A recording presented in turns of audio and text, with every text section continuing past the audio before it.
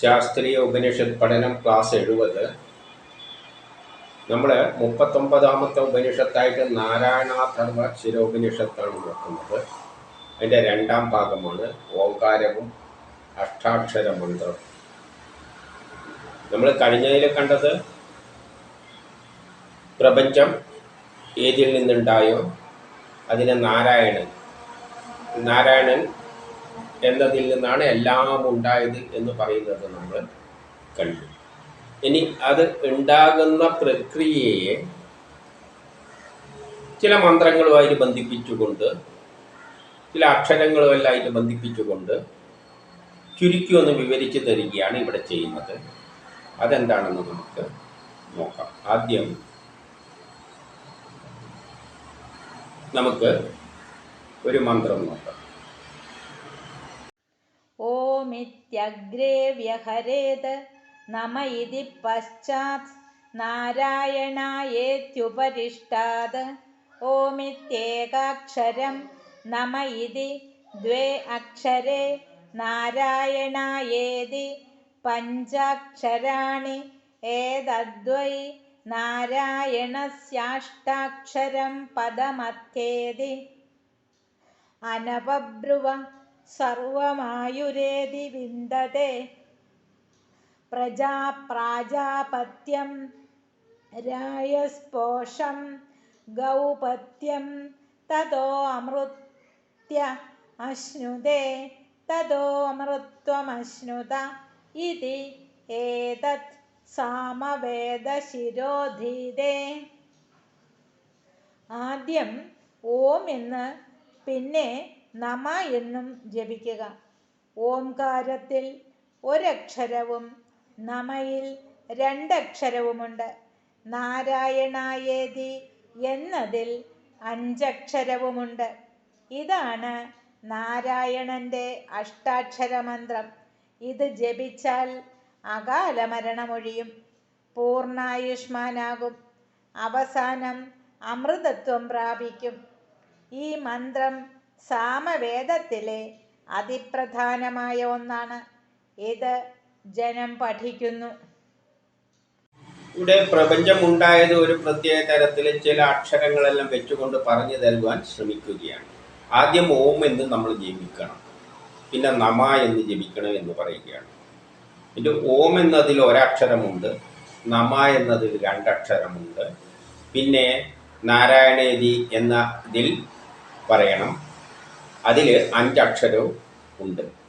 അപ്പോൾ ഇവിടെ ഓം എന്നത് ഒരക്ഷരമാണെന്ന് പറഞ്ഞാൽ ഈ നാരായണൻ ആദ്യം ഓം എന്ന ഒരക്ഷരത്തിലൂടെയാണ് പ്രപഞ്ചമായി മാറിയത്. അതൊരു സൂത്രവാക്യമായിട്ട് നമ്മൾ കാണണം. ഓം കൊണ്ട് എന്താണ് അർത്ഥമാക്കുന്നത് എന്ന്. അത് സയൻസിൻ്റെ ഒരു തത്വമാണ്. നമ്മൾ H2 എന്ന് പറയുമ്പോൾ അതൊരു ജലമാണെന്ന്. അപ്പോൾ ആ H2 സയൻസ് അറിയുന്നവർക്ക് ആ H2 കൊണ്ട് എന്താണ് ഉദ്ദേശിക്കുന്നതെന്ന് അറിയാം. അതുപോലെ ഓം എന്ന വാക്കുകൊണ്ട് അവരൊരർത്ഥം ഉണ്ടാക്കി വെച്ചിട്ടുണ്ട്. അതുകൊണ്ട് എന്താണ് ചിന്തിക്കേണ്ടതെന്ന് ഉണ്ടാക്കി വെച്ചിട്ടുണ്ട്. അത് സൃഷ്ടിയിൽ ആദ്യം ഓമിലൂടെയാണ് ബ്രഹ്മം അല്ലെങ്കിൽ നാരായണൻ പ്രപഞ്ചമായി മാറിയത്. അത് ആദിമ മന്ത്രമാണെന്ന് പറഞ്ഞ് വെച്ചിട്ടുണ്ട്. അതെങ്ങനെയാണ് അതിലൂടെ ആയത് മനസ്സിലാക്കേണ്ടത് എന്നതെല്ലാം നമ്മൾ പ്രപഞ്ച സൃഷ്ടി വിവരിക്കുന്നിടത്ത് നമുക്ക് കാണാം. ആ ഓം എന്നതുകൊണ്ട് ഇപ്പം H2 കൊണ്ട് എന്താണെന്ന് കെമിസ്ട്രി പഠിച്ചാലല്ലേ പറയാൻ പറ്റും. അതുപോലെ ഓം എന്നത് ബ്രഹ്മം പ്രപഞ്ചമായി മാറുന്ന ആ ഘട്ടം വിവരിക്കുന്നിടത്ത് പറയാം. അപ്പോൾ ഓമിലൂടെയാണ് ബ്രഹ്മം പ്രപഞ്ചമായി മാറിയത്. എന്നിട്ട് നമ എന്ന് പറയുന്നതിൽ 2 അക്ഷരമുണ്ട് എന്ന് പറയുമ്പോൾ ആ ഓമിലൂടെ ആ ബ്രഹ്മം അല്ലേ നാരായണൻ ഓമിലൂടെ ആദ്യം ദ്വയമായിട്ടാണ് മാറിയത്. അതാണ് 2 അക്ഷരം എന്ന് പറഞ്ഞത്. ദ്വയമായി മാറുകയും പിന്നെ നാരായണേതി എന്ന് പറയുമ്പോൾ അതിൽ 5 അക്ഷരമുണ്ട് എന്ന് പറയുമ്പോൾ അതിലൂടെ ദ്വയമായി പിന്നെ ആ ആയ ദ്വയമെല്ലാം പഞ്ചഭൂതങ്ങളായിട്ട് മാറി. അഞ്ചക്ഷരങ്ങൾ എന്ന് പറയുന്നത് കൊണ്ട് ഉദ്ദേശിക്കുന്ന പഞ്ചഭൂതങ്ങളായിട്ട് മാറി. അപ്പം നിർഗുണമായ ബ്രഹ്മം ഓമിലൂടെ ആദ്യം ഏകമായ ആ ബ്രഹ്മം ദ്വയമാവുകയും നമ എന്ന രണ്ടക്ഷരത്തിലൂടെ ദ്വയമാവുകയും പിന്നെ അതെല്ലാം പഞ്ചഭൂതങ്ങളായി, പഞ്ചഭൂതങ്ങൾ എന്ന് പറഞ്ഞാൽ ഒന്ന് കര, ദ്രവ, വാതകം, ഈ മൂന്നവസ്ഥയിലാണ്. ഇവിടെ കാണുന്ന വസ്തുക്കളെല്ലാം ഒന്നിക്ക് കരമായിരിക്കാം, അല്ലെങ്കിൽ ദ്രവമായിരിക്കാം, അല്ലെങ്കിൽ വാതകമായിരിക്കാം, അല്ലെങ്കിൽ ഊർജമായിരിക്കാം. പിന്നെ നമ്മൾ കാണുന്നത് കുറേ ഗോളങ്ങൾ കൂടിയ ഈ പ്രപഞ്ചമായിരിക്കാം. അങ്ങനെ അഞ്ചായിട്ട് മാറി. ഇതാണ് അക്ഷാക്ഷര മന്ത്രം എന്ന് പറയുന്നത്. ഇത് ജപിച്ചാൽ അകാല മരണം ഒഴിയും, പൂർണ്ണായുഷ്മാനാകും എന്നെല്ലാം പറയുകയാണ്. ഇത് ജപിക്കുക എന്നതുകൊണ്ട് അർത്ഥം മനസ്സിലാക്കി ജപിക്കുക എന്നതാണ് അതുകൊണ്ട് ഉദ്ദേശിക്കുന്നത്. ഇതുകൊണ്ട് എന്താണോ ഉദ്ദേശിക്കുന്നത് എന്ന് മനസ്സിലാക്കുമ്പോൾ അകാല മരണം അറിയും, പൂർണ്ണായുഷ്മാനാവും, അവസാനം അമൃതത്വം പ്രാപിക്കും. അമൃതത്വം പ്രാപിക്കുക എന്ന് പറഞ്ഞാൽ നമ്മുടെ ജീവിതത്തിന്റെ ലക്ഷ്യം എന്ന് പറഞ്ഞാൽ ബ്രഹ്മ സാക്ഷാത്കാരം, ബ്രഹ്മത്തെ മനസ്സിലാക്കുകയാണ്. ഈ മന്ത്രത്തിലൂടെ നമുക്കത് മനസ്സിലാക്കാൻ പറ്റണം. അങ്ങനെ പറ്റിക്കഴിഞ്ഞാൽ നമ്മൾ അമരത്വം പ്രാപിക്കുകയാണ്. അത് ബ്രഹ്മം തന്നെ, നാമെല്ലാം ബ്രഹ്മമാണ് എന്നൊരു സത്യം മനസ്സിലാക്കുകയാണ്. ബ്രഹ്മത്തിന് നാശമില്ല, അപ്പം നമുക്കൊന്നില്ല, നാശമില്ല. ആ സത്യം നമ്മൾ തിരിച്ചറിയുമ്പോഴേ നമ്മളതായി മാറുകയുള്ളൂ. നാം തന്നെ ബ്രഹ്മമായി മാറും. ഈ നിർഗുണമായ ബ്രഹ്മമാണ് പ്രപഞ്ചമായി നാമെല്ലാമായി മാറിയത്. ഈ ഘട്ടത്തിലൂടെയാണ് ദ്വയമായി പഞ്ചഭൂതങ്ങളായി മാറി അതിൽപ്പെടുന്നതാണ് നമ്മളെല്ലാം എന്ന സത്യം മനസ്സിലാക്കുമ്പോൾ നമ്മൾ അമരത്വം തന്നെയാണ് പ്രാപിക്കുന്നത്. കാരണം നാം ആ ബ്രഹ്മമാണ് എന്ന സത്യമാണ് മനസ്സിലാക്കുന്നത്. ബ്രഹ്മത്തിനെന്തില്ല, നാശമില്ല. അതിങ്ങനെ വന്നും പോയിരിക്കും, അങ്ങനെ നമ്മളെ രൂപത്തിൽ വന്നും പോയിരിക്കുന്നു എന്നാണ്. യഥാർത്ഥത്തിൽ നമ്മൾ ബ്രഹ്മം തന്നെയാണ്, നമുക്ക് നാശമില്ല എന്ന ഒരു സത്യത്തിലേക്ക് എത്തും.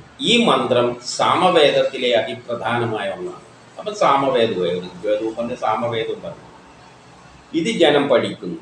അപ്പം സാമവേദത്തിലൂടെ വേണം ഈ ഓങ്കാരത്തിൻ്റെ തത്വങ്ങളെല്ലാം സൂക്ഷ്മമായി പഠിക്കേണ്ടത്. സാമവേദത്തിൽ വിവരിച്ചു തന്നിട്ടുണ്ട്.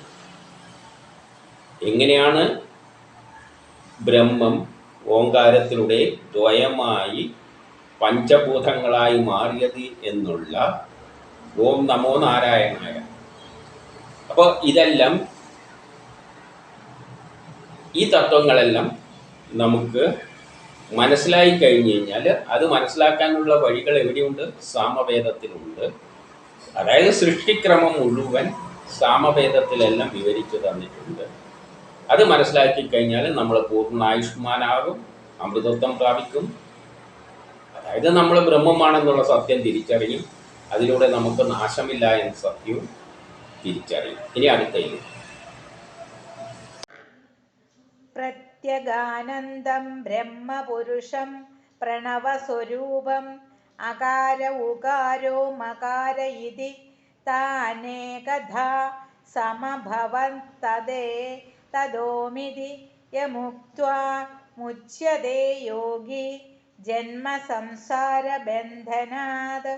ഓം നമോ നാരായണായേതി മന്ത്രോപാസകേ വൈകുണ്ഠഭുവനം ഗമിഷ്യതി.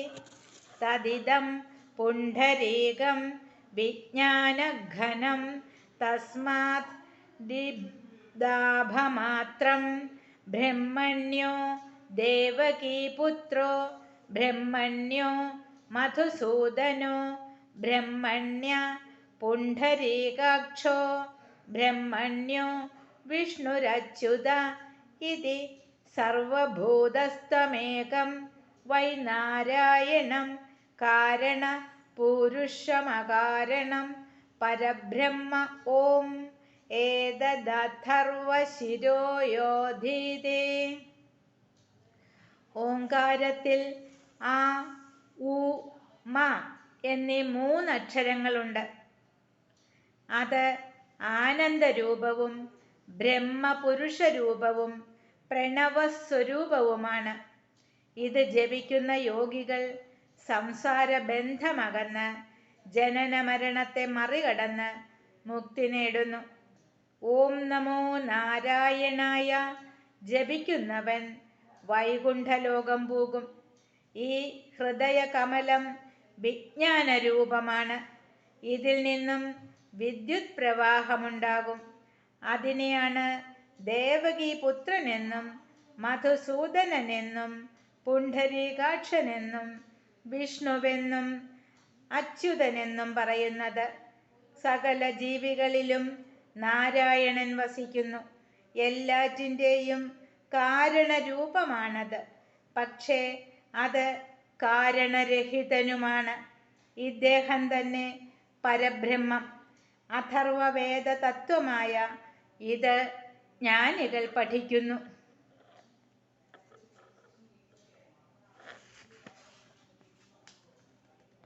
ഇനി ഇത് തന്നെ വേറൊരു രൂപത്തിൽ പറയുകയാണ്. ഓംകാരത്തിൽ ആ, ഉ, മ എന്നീ 3 അക്ഷരങ്ങളുണ്ട്.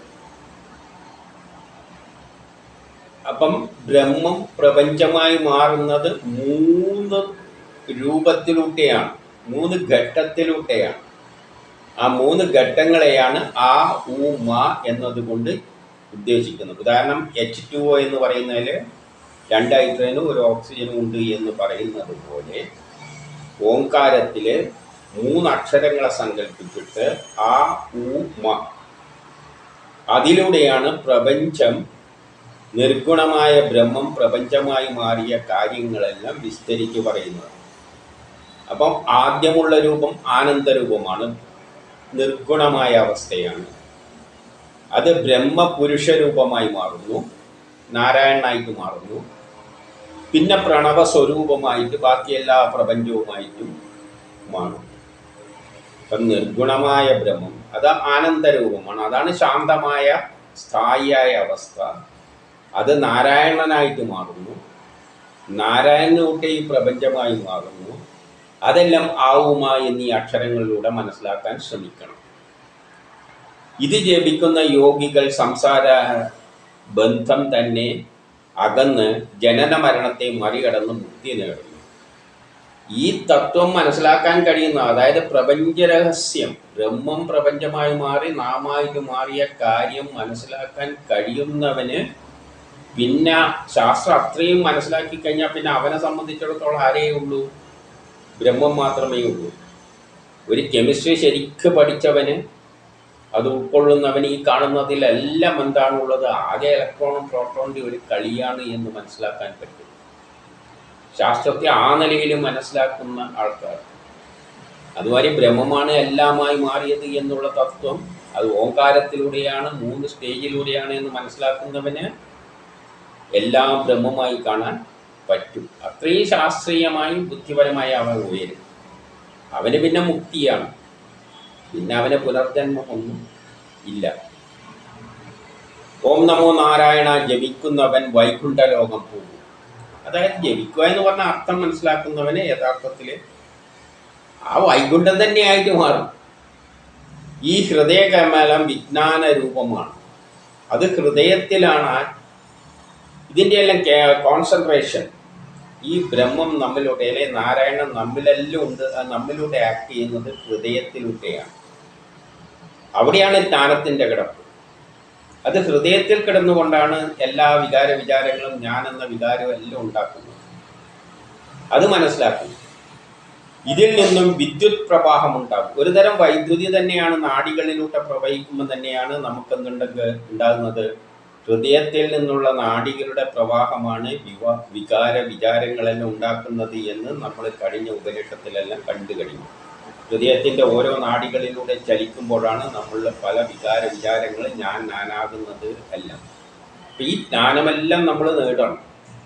എങ്ങനെയാണ് ബ്രഹ്മം ഞാനായിട്ട് മാറിയതെന്നും നമ്മളിൽ പല ചിന്തകൾ ഉണ്ടാക്കുന്ന എല്ലാം അത് ഹൃദയത്തിൽ നിന്നാണ് ആക്ട് ചെയ്യുന്നത് എന്നും ഉള്ള, അത് വിദ്യുത് പ്രവാഹമാണ് എന്നുള്ള തത്വമെല്ലാം നമ്മൾ മനസ്സിലാക്കണം. അതിനെയാണ്, അവിടെയുള്ള വിദ്യുത് പ്രഭാവത്തെയാണ് ദേവകീപുത്രനെന്നും മധുസൂദനെന്നും വിഷ്ണുവെന്നും അച്യുതനെന്നെല്ലാം പറയുന്നത് എന്ന് പറയുകയാണ്. അതായത് എന്തും ആ ശക്തിവിശേഷം തന്നെയാണ് ഈ പറയുന്ന എല്ലാം എന്ന് പറയുകയാണ്. എല്ലാ ജീവികളിലും നാരായണൻ വസിക്കുന്നു. എല്ലാ ജീവികളുടെയും ഉള്ളിൽ എന്തുണ്ട്? ഈ നാരായണൻ. ഈ ജീവികൾ തന്നെ അതാണ്. ആ നാരായണനാണ് ഈ ജീവികളെല്ലായിട്ട് മാറിയത്. പക്ഷെ അതിൻ്റെ നിയന്ത്രണങ്ങളും വിചാരങ്ങളും ഉണ്ടാക്കുന്നതെല്ലാം ഹൃദയത്തിൻ്റെ ഉള്ളിൽ നിന്നാണ്. അവിടെ അതിന് കുറച്ച് പ്രാധാന്യം കൊടുത്തതേ ഉള്ളൂ. സകല ജീവികളിലും നാരായണൻ വസിക്കുന്നു. എല്ലാറ്റിൻ്റെയും കാരണരൂപമാണത്. ഈ ജീവികളെല്ലാം ഇത് മാറാനുള്ള പ്രേരണ ആ നാരായണനിൽ നിന്നാണ് ഉണ്ടായത്. പക്ഷേ നാരായണൻ എന്താണ്? കാരണരഹിതനുമാണ്. അതിനങ്ങനെയുള്ള വലിയ വിചാരങ്ങളൊന്നുമില്ല. പക്ഷേ നമ്മളിൽ അത് ഉണ്ടാക്കുന്നു ഉണ്ട്. അതിനുള്ള കാരണം ആ ശക്തി തന്നെയാണ്. ഇപ്പം ബ്രഹ്മം നിർഗുണമാണെങ്കിലും നമ്മളുടെ ഓരോ വിചാരങ്ങൾ ഞാൻ നീ എന്നുള്ള വിചാരങ്ങൾ ഉണ്ടാക്കുന്നതിനുള്ള കാരണക്കാരനും അവനാണ്. പക്ഷെ അവനെന്തില്ല? ബ്രഹ്മത്തിനൊരു ഗുണവും ഇല്ല. ഇദ്ദേഹം തന്നെ പരബ്രഹ്മം പറഞ്ഞിട്ട് അവസാനം എവിടെ തന്നെ എത്തിയാണ്? ഇദ്ദേഹം തന്നെയാണ് പരബ്രഹ്മം. അഥർവവേദ തത്വമായ ഇത് ജ്ഞാനികൾ പഠിക്കുന്നു. ഇതെല്ലാം അഥർവവേദത്തിൽ നല്ലോണം വിസ്തരിച്ച് പറഞ്ഞു തന്നിട്ടുണ്ട്. അത് ജ്ഞാനികൾ, ജ്ഞാനമുള്ളവർ പഠിച്ചോളും. അഥർവവേദം എടുത്തിട്ട് ഈ തത്വങ്ങളെല്ലാം എന്താണെന്ന് ശരിക്ക് ജ്ഞാനികൾ പഠിച്ചോളും. അടുത്ത മന്ത്രത്തിൽ ഇതെല്ലാം കൂടിയിട്ട് സമാഹരിക്കുകയാണ്. പ്രാതരധീയമാനോ രാത്രീകൃതം പാപം നാശയതി, സായമധീയാനോ ദിവസകൃത പാപം നാശയതി, തത്സായം പ്രാതരധീയമാനോ അപാപോ ഭവതി, മധ്യം ദിനമാദിത്യാഭിമുഖോ അധീയാന പഞ്ചമഹാപാദകോപപാദകാത് പ്രമുച്യത്തെ. സർവവേദപാരായണ പുണ്യം ലഭതേ, നാരായണ സായുജ്യമവാപ്നോതി യ ഏവം വേദ. ഈ മന്ത്രം പ്രഭാതത്തിൽ ജപിച്ചാൽ രാത്രിയിലെ പാപവും, സന്ധ്യാസമയം ജപിച്ചാൽ പകൽ ചെയ്ത പാപവും, മധ്യാഹ്നത്തിൽ ജപിച്ചാൽ എല്ലാ പാപങ്ങളും നശിക്കും. സകല വേദങ്ങളും അധ്യയനം ചെയ്ത ഫലം ലഭിക്കും. മുക്തിയും പ്രാപിക്കും. അതോടെ ശ്രീനാരായണ സാക്ഷാത്കാരം ലഭിക്കും. ഹരി ഓം. ഈ മന്ത്രപ്രഭാതത്തിൽ ജനിച്ച രാത്രിയത്തെ പാപകലും, സന്ധ്യക്ക് ജയിച്ചാൽ പകല പാപ അകലും എന്നെല്ലാം ഇവിടെ പറഞ്ഞു കഴിഞ്ഞല്ലോ. ആ തരത്തിൽ മുക്തി ലഭിക്കും എന്നെല്ലാം പറയുകയാണ്. എന്താണ് മുക്തി ലഭിക്കുക എന്ന് പറഞ്ഞാൽ ഇത്രയേ അർത്ഥമുള്ളൂ. നമ്മൾ ഈ വേദപുരാണ ഉപനിഷത്തുക്കളെല്ലാം പറഞ്ഞു തരുന്ന ഒരു പ്രധാനപ്പെട്ട തത്വം ഇതാണ്. ആ ബ്രഹ്മമാണ് നമ്മളെല്ലാം ഈ കാണുന്ന എല്ലായിട്ടും മാറിയത്. ആ സത്യം എന്ന് നമ്മൾ മനസ്സിലാക്കുന്നു, അന്ന് മുതൽ നമുക്ക് നമ്മളെ പറ്റിയുള്ള മതിപ്പെല്ലാം അങ്ങ് തീരും. എല്ലാം ആ ബ്രഹ്മമാണ്, ഞാനും ആ ബ്രഹ്മമാണ് എന്ന ഒരവസ്ഥയിലേക്ക് ആ വ്യക്തി എത്തും. ആരത് ഉൾക്കൊള്ളുന്നു, അപ്പൊ അവൻ ബ്രഹ്മത്തിന് സമാനമായി മാറുകയാണ്. പിന്നെ അവനെന്തില്ല? പുനർജന്മമില്ല, മുക്തി പ്രാപിക്കും. പക്ഷെ അത് ഉൾക്കൊള്ളുന്നതിന് ആർക്കേ പറ്റുകയുള്ളൂ? ഞാനാണ് ആ ബ്രഹ്മം നല്ല ചിന്തിക്കണ്ടിക്കില്. ശാസ്ത്രീയമായി അത്രയും ചിന്തിക്കാൻ കഴിവുള്ളവനെ പറ്റുകയുള്ളൂ. ഇപ്പൊ സയൻസ് പഠിക്കുന്നവനെല്ലാം അറിയാം ഈ ലോകത്തിലുള്ള എന്ത് സാധനം, ഇപ്പൊ ഞാനായാലും എന്തായാലും അതെല്ലാം ഇലക്ട്രോണും പ്രോട്ടോണും വെച്ചിട്ടുള്ള കളിയാണെന്നുള്ള തത്വം ഇന്ന് ശാസ്ത്രലോകം കണ്ടെത്തിയിട്ടുണ്ട്. പക്ഷെ നമുക്കൊരിക്കലും നമ്മളെ കളി ആ ഇലക്ട്രോണാണ് പ്രോട്ടോണാണ് ഈ കളിക്കുന്നതല്ല എന്നുള്ള നിലയിൽ നമ്മളെ മനസ്സങ്ങനെ പോകില്ല. അതെല്ലാം പഠിച്ചിട്ടുണ്ട്, അതവിടെ കിടക്കും. നമ്മളെ കാര്യം വരുമ്പോൾ നമ്മൾ മറ്റേ. പക്ഷെ അത്രയും ഉൾക്കൊള്ളുന്ന ഒരു ശാസ്ത്രജ്ഞൻ ഉണ്ടെങ്കിൽ അവന് പിന്നെ ഇതിലൊന്നും വലിയ താല്പര്യം. എല്ലാ ഇലക്ട്രോണും പ്രോട്ടോണും കൂടി കെട്ടിട്ട് കളി എന്ന നിലയിലേക്ക്. അതേപോലെ ഈ പ്രപഞ്ചം ബ്രഹ്മമാണ് പ്രപഞ്ചമായി മാറിയത്. ഇവിടെ കാട്ടിക്കൂട്ടുന്നതല്ല ബ്രഹ്മത്തിൻ്റെ ലീലകളാണെന്ന് മനസ്സിലാക്കിയ ഒരു വ്യക്തി ഉണ്ടെങ്കിൽ അത് ഉൾക്കൊള്ളുന്നവന് പിന്നെ അവനെപ്പറ്റി ഒരു ഇതും ഉണ്ടാവില്ല. അവനെപ്പറ്റി ഒന്നും ഇല്ല എന്നല്ല, അവൻ ബ്രഹ്മം തന്നെയാണെന്നുള്ള അവസ്ഥയിലേക്ക് മാറും. അങ്ങനെ എത്തുമ്പോഴാണ് എന്ത് പറ്റുന്നത്? മുക്തി പ്രാപിക്കുന്നതും. അപ്പം പാപമൊന്നും ഇല്ല എന്ന് പറഞ്ഞു കഴിഞ്ഞാൽ യഥാർത്ഥത്തിൽ പാപം പുണ്യമൊന്നും ഇല്ല എന്ന് വേദം പറയുന്നുണ്ട്. അതെല്ലാം ആ ശക്തിയാണ് നമ്മളെ കൊണ്ട് ചെയ്യിപ്പിക്കുന്നത്. നമ്മൾ ജനിക്കുമ്പോൾ തന്നെ പറഞ്ഞു വെച്ചിട്ടുണ്ട് ഇന്നെല്ലാം ചെയ്യണം. അതാണ് നമ്മൾ ചെയ്യുന്നത്. പിന്നെ നമുക്കെന്താ പാപമുള്ളത്? അത് പറഞ്ഞിട്ടാണ് നമ്മൾ ചെയ്യുന്നത്. പിന്നെ പാപമില്ല പുണ്യമില്ല. പക്ഷെ എപ്പോഴേ ആ ചിന്ത വരുന്നുള്ളൂ? നമ്മൾ ആ സത്യം മനസ്സിലാക്കുമ്പോൾ. ഈ സത്യം മനസ്സിലാക്കുന്നതിന് പിന്നെന്തില്ല? ഈ ലോകത്ത് പാപവുമില്ല, പുണ്യവുമില്ല, സ്വർഗവുമില്ല, നരകവുമില്ല, ഒരു ദുഃഖവുമില്ല. എല്ലാതവന് ഈ തത്വം മനസ്സിലാക്കാത്തിടത്തോളം കാലം അവൻ വിചാരിക്കും പാപമുണ്ട്, പുണ്യമുണ്ട്, നമ്മൾ അവിടെ കൊണ്ട് ഒരിക്കും എന്നെല്ലാം ചിന്തിച്ച് അജ്ഞാനത്തിൽ കഴിയും. അപ്പം ശരിയായ ജ്ഞാനം എന്ന് പറഞ്ഞാൽ ഇതെല്ലാം ശക്തിയുടെ ശക്തി തന്നെയാണ് നാമായത്, നമ്മളെ കൊണ്ട് ചെയ്യിപ്പിക്കുന്നതും അതാണ് എന്നത് ഉൾക്കൊള്ളാൻ കഴിയാത്തിടത്തോളം കാലം നമ്മളെല്ലാം പലതായിട്ട് കണ്ടുകൊണ്ട് അതിൻ്റെ പിന്നാലെ ഓടി നടക്കും, കഷ്ടപ്പെടുകയും ചെയ്യും, പാപവും പുണ്യെല്ലാം ചിന്തിച്ച് നടക്കും. യഥാർത്ഥത്തിൽ എന്തില്ല? അത് തന്നെയാണ് എല്ലാം ചെയ്യിപ്പിക്കുന്നത്. അതുകൊണ്ട് പാപവും ഇല്ല, പുണ്യമൊന്നും ഈ ലോകത്തിൽ ഇല്ല.